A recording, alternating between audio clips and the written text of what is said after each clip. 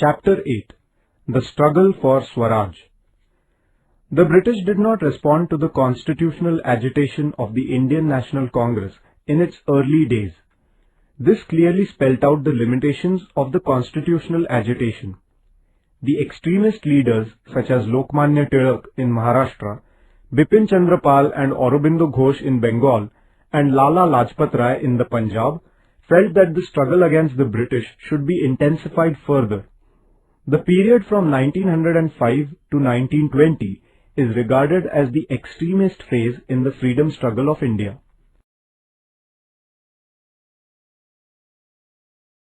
Progress of the extremist politics. Initially, the extremist leaders used the medium of newspapers, national festivals, and national education to bring about the political awakening of the Indians.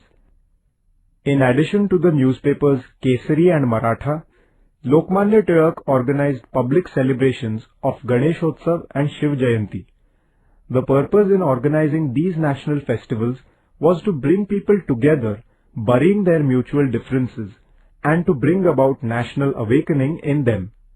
In those days, efforts were made through the Ganeshotsav programs to bring about political awakening of the people. Lokmanya Tilak put emphasis on making the people active in this regard. He wrote the Gita Rahasya with a view to explaining this Karma Yoga while he was in jail at Mandalay. The extremist leaders founded educational institutes in order to sow the seeds of nationalism in society. The purpose behind national education was to awaken a sense of pride for one's motherland. During the extremist phase, the national movement acquired a wider base. The extremist leaders were also successful in inculcating political ideas among the working class.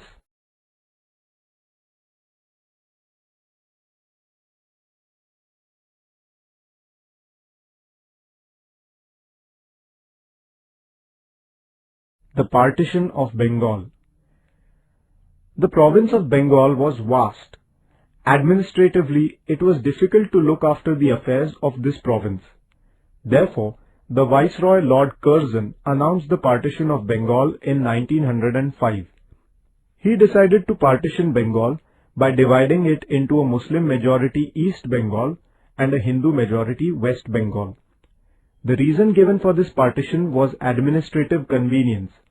However, Curzon's real motive was to create a divide among the Hindus and the Muslims, thereby weakening the freedom struggle.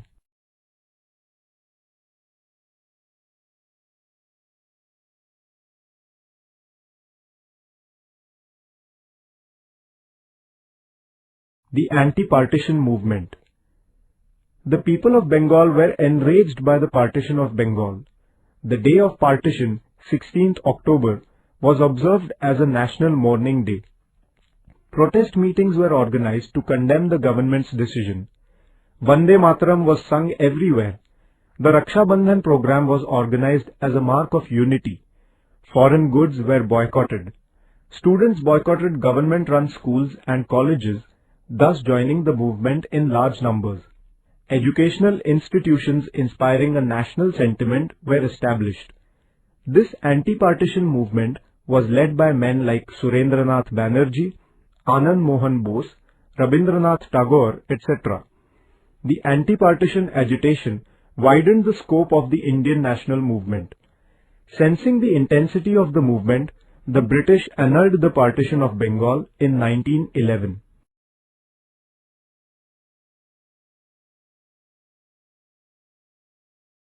Servants of India Society. Gopal Krishna Gokhale founded the Servants of India Society in 1905. Through the society, he aimed at arousing patriotism and thereby inculcating selflessness among the people. He also aimed at creating harmony by eradicating religious and caste differences. The society was founded also for the spread of education. While in England, Gokhale placed before the British people a picture of India's poverty and misery and also of the British oppression in India. The 4-point program of the Indian National Congress. Gokhale was the president of the Congress session of 1905. he justified the anti-partition movement. The Congress session of 1906 was presided over by Dadabhai Nauroji. In his presidential speech, he declared Swaraj to be the goal of the Indian National Congress. His message to the Indian people was, remain united, attain Swaraj, and carry on ceaseless struggle for it. In this same session, the Indian National Congress unanimously adopted the 4-point program of Swaraj, Swadeshi, boycott and national education. Differences between the moderates and the extremists. Differences had begun to arise in the Indian National Congress as to how to deal with the oppressive and unjust policies of the British. One group was of the opinion that even though the British had not fulfilled the demands of the National Congress, the Congress should carry on its work within the limits of law. They were known as the moderates. The other group thought that the British government would not pay heed to mere appeals or petitions. They wanted to intensify the struggle, to take it to the common people, to awaken the masses politically, to secure their participation in the national movement, and to force the government to bow before public opinion. People in this group were called extremists. The moderates laid the foundation of the struggle for independence, and the extremists took the movement further. The Surat Session. These differences in the Indian National Congress reached a climax during the session of the Congress held at Surat in 1907. The moderates wanted to bypass the resolutions on Swadeshi and boycott. The extremists wanted to thwart this attempt of the moderates. This led to increasing tension at the session. It became impossible to arrive at a compromise. At last, the Indian National Congress split. The oppressive policy of the British. The government became apprehensive due to the powerful anti-partition agitation of the people. In order to check the agitation, the government resorted to the policy of oppression. Acts were passed to ban public meetings. Those who violated the law were punished severely. Even school-going children were caned. Many restrictions were put on newspapers. Many printing presses were confiscated on charges of criticism against the government. Writers and editors were imprisoned. The government took very strong measures against the extremist leaders. Lokmanya Tilak was charged with sedition and sent to Mandalay for a term of 6 years. Bipin Chandra Pal was sent to jail and Lala Lajpat Rai was deported from the Punjab. The formation of the Muslim League. The British rulers were disturbed by the overwhelming public response received by the Indian National Congress in the anti-partition agitation. Once again, the British resorted to the policy of divide and rule. Many British officers began to suggest that a separate political organization of the Muslims was needed to safeguard the interests of the Muslims. Encouraged by the British government, a delegation of upper-class Muslims led by Aga Khan met the Governor-General Lord Minto. With the encouragement of Lord Minto and other British officers, an organization called the Muslim League was formed in 1906. Prominent among the founders of the League were religious leaders like Aga Khan and landlords like Mohsin ul Mulk and Nawab Salim Ullah. The Act of 1909. The government passed an act in 1909. It is known as the Morley-Minto Reform Act. This act provided for the inclusion of some elected Indian members in the legislature by increasing the number of Indian members in the legislature. At the same time, separate electorates were created for Muslims. Due to this divisive strategy of the British, seeds of separatist tendencies were sown in India. Unity among the Indians. Lokmanya Tilak returned to India in 1914 after a term of imprisonment. Thereafter, efforts began to reunite the moderates and the extremists.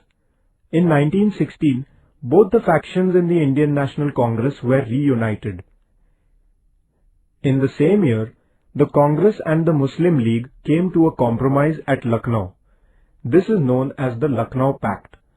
According to this pact, the Congress gave its consent to the separate electorates for the Muslims, and the Muslim League agreed to cooperate with the Congress in its efforts to secure political rights for India.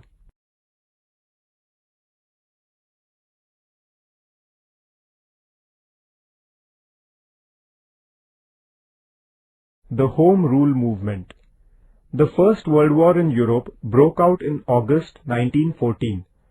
This war affected India also. The prices of items of daily need began to rise. The government imposed many restrictions on the citizens. Therefore, the discontent among the Indians began to grow. It was in these circumstances that Dr. Annie Besant and Lokmanya Tilak started the Home Rule movement. Home rule means self-rule, managing our own affairs ourselves. A Home Rule movement had been launched in Ireland against colonialism. On similar lines, the Home Rule movement in India asked the British government for the right to self-rule. Annie Besant and Lokmanya Tilak led whirlwind campaigns throughout the country to take the message of Home Rule to the people. Lokmanya Tilak firmly stated that Swaraj is my birthright and I will have it. The Home Rule movement lent a new vigor to the national movement.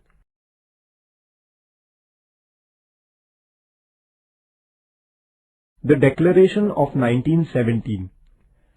Against the background of the growing discontent in India, the growing popularity of the Home Rule movement, and the state of war in Europe, the British government decided to grant some political rights to the Indians.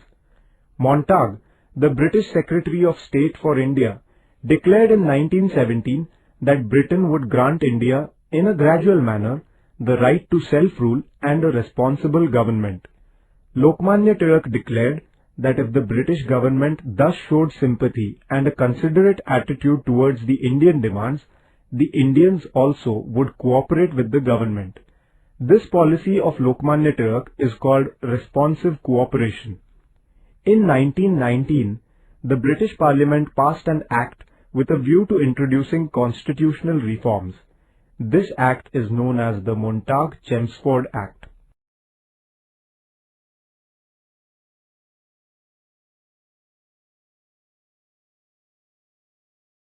The Montague-Chelmsford Act.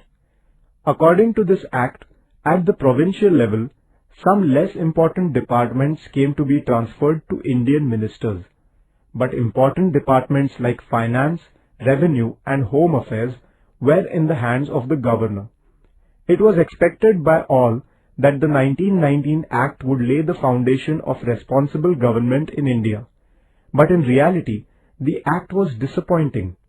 Lokmanya Tilak criticized the Act, saying that it was neither Swaraj nor its foundation. All Indians realized that a nationwide agitation was needed to compel the government to meet their demands. India prepared herself for the next phase of her struggle.